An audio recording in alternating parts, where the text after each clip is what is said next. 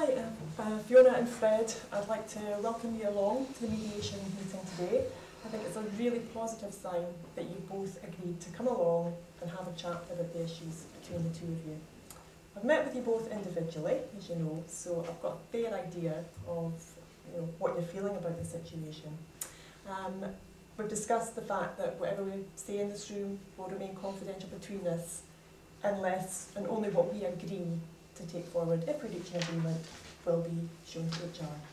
Okay, you both still okay with that? And before we start as well, I'd just like to remind you about the ground rules that I agreed individually with you as well, that obviously there may be some emotional things. I know you're both quite stressed and angry by the situation, but if you could try and treat each other respectfully, and if you can, try and hear each other out, listen to each other without interrupting, I would really appreciate that. Make a change. I will tell him. Okay, well, we'll give it a try. Okay, so any further questions you two need to ask or want to... I can leave any time I want, can't I? Absolutely, it's entirely voluntary. Sooner or later. But the fact that you've both agreed to come along, I think, is a measure of good faith that we'll, try and hang on in there and see if we can work something out. Well, I'm not convinced it's going to work, but... Okay. Obviously, there's no guarantees, Fiona, but hopefully at least it's a chance for you to have your say. Likewise with you, Fred. Okay, so you're both ready to get started. All I need then is a volunteer to go first. Well, you've always got enough to say for yourself, so you might as well start. You normally do. Go on, ladies first. I'd rather not. Well, fairly typical. What's the problem? The problem is that... Okay, so Fred, you're going to start off, yeah? Yeah. Well, okay, and Fiona, you okay with that? Yeah, have to be. Okay. He's the one with the problem. Like, can I just say, I don't have a problem. He's the one with the problem. He's the one that has something to say against me. I've been off sick. I'm feeling very delicate. I know, I appreciate you're really stressed So, about the situation. I don't have a problem with him. It's his problem. But it's obviously affecting you. However, you're both saying it's the other one's got a problem, but it's affecting you, even if you feel it's Fred's problem. And is it something that you would like to try and get sorted out? Absolutely. That's why I'm here. Okay, that's good to hear. Thank you for that. So, are we okay with Fred starting? Okay. Okay. Well, as I was saying before I was interrupted, the problem here is actually quite simple. I've probably got more experience of the way that this operation runs than this new lot have come in. And the Petticoat Brigade basically are blanking me out. See, that's... I've come up with suggestions and ideas, and I get interrupted most of the time. Nobody listens to what I'm doing. And yeah, it is sexist. It is sexist. Brigade? Petticoat Brigade, that's what it bloody feels like. What does that mean? Okay, could I just... You're more of a woman than I am.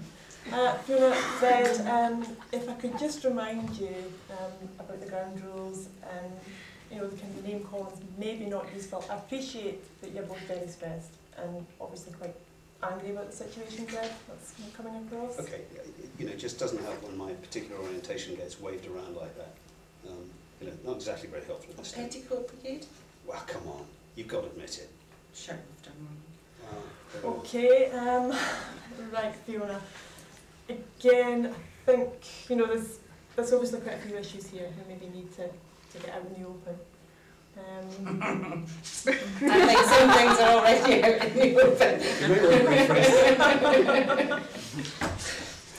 Okay. I think, all right, look, let's try and pull this back, because this isn't doing either of us any good.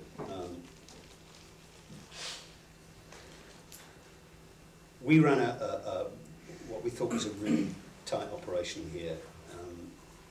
It got bought over by a bunch of people who don't frankly understand what they're doing, as far as I'm concerned.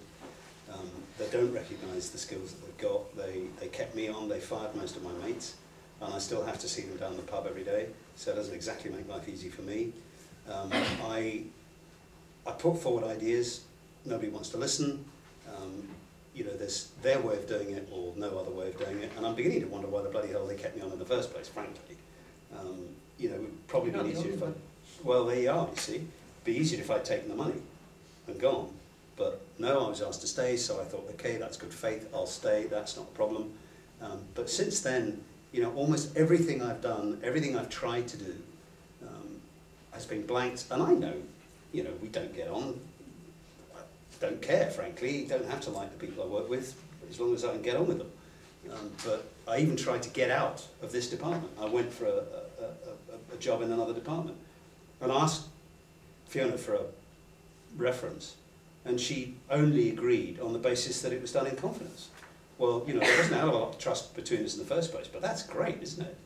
I'm going to write all sorts of stuff about you that you don't know, and surprise, surprise, I didn't get the job. So that really is a, you know, that's a pretty simple example. And I've got to the point now where I think it's perfectly clear that if I stay, I'm not going to go anywhere. It's you know, just going to get blanked, and I'm not prepared to put up with it. Okay. So that's what I think, anyway. Okay, so that's where you're at the moment then? Yeah. Okay, Fiona, would you like to say how things have been for you and how you see the situation? I mean, it just infuriates me to hear him talk like that, because this was my department previously. I've lost 3 members of my team. 3 members of my team who I have had on at me about the other people that have gotten the jobs, including you, Fred. And, you know, frankly, for you to make the suggestion that I don't want you here or any of that is just absolutely ridiculous.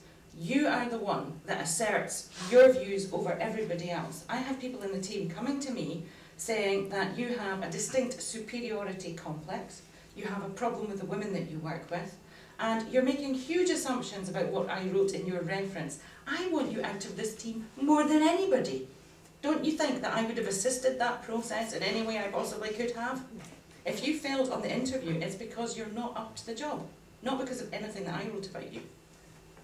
Oh, I'm just so angry. I mean, this has been so difficult for me, and you know very well that my mother was in that car crash a few months ago. I'm having to come to work. He's taking advantage of the fact that I am going through all of these problems by picking on me and all of the women in the department. He's so chauvinist. He says we ignore his ideas, but he forces them down everybody's throat, and he makes you feel like you can't even question anything that he's put forward. He knows best.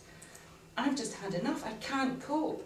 I've got a mother in a wheelchair trying to get used to a new life, and then I'm coming back to work, and I've got him constantly causing problems for myself and the team. I just can't cope with it anymore. I've been on sedatives for 2 weeks because of you. Just hold hard for a second. I didn't know, partly that's because you rarely ever talk to me, that your mother had been in an accident, and I'm really sorry to hear that. I had no idea that had happened. Well, I assume When did that happen? About 6 months ago? Yeah. Yeah, okay, well that might explain some things. But I didn't know. How are you with that, Fiona? I mean, I heard Fred saying there that he was really sorry to hear about your mother. How does that feel for you?